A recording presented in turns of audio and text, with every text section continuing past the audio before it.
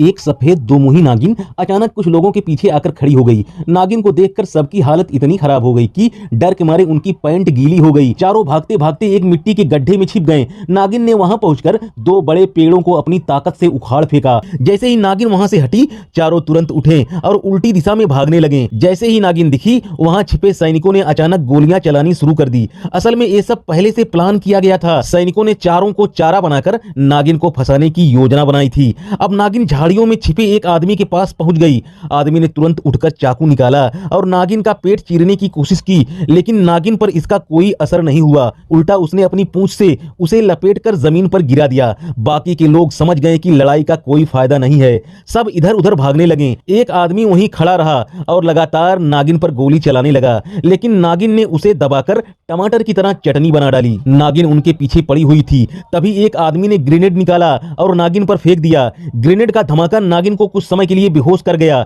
इसका फायदा उठाकर सबने भागकर जान बचाई। तभी मदद के लिए आए सैनिकों का हेलीकॉप्टर वहां पहुंचा और नागिन पर गोलियां बरसाने लगा, लेकिन नागिन ने सही मौका देखकर हेलीकॉप्टर की पूंछ को अपने मुंह से पकड़ लिया और उसे घुमाकर दूर फेंक दिया। जब ऐसा लगने लगा कि नागिन अब चारों को खा जाएगी, तभी एक गुरिल्ला वहां आ गया। नागिन को गुरिल्ला के आने से गुस्सा आ गया और उसने उस पर हमला कर दिया, लेकिन गुरिल्ला ने नागिन की पूंछ पकड़कर उसे अपने कंधे के ऊपर से पटक दिया।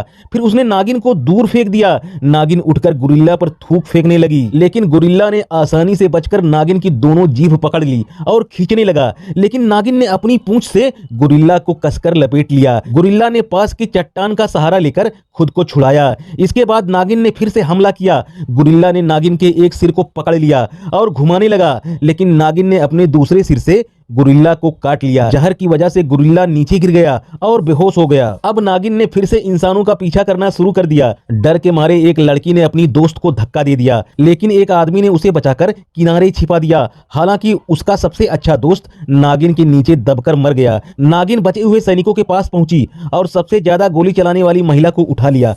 कप्तान ने देखा कि अब कोई चारा नहीं बचा है, तो उसने 4-5 ग्रेनेड निकाले और नागिन की तरफ भागा, लेकिन नागिन ने उसे पूंछ से घुमाकर दूर फेंक दिया। हवा में ही ग्रेनेड फट गए। अब चारों लोग नदी किनारे पहुंचे और भागने की बजाय एक योजना बनाई। वे वापस नागिन के पास लौटे। सैनिकों ने एक शहद का डिब्बा फेंका और गोली मारकर उसे फोड़ दिया। शहद की महक से हजारों चींटियां वहां पहुंच गईं और इन चींटियों ने नागिन को काट काट कर मार दिया।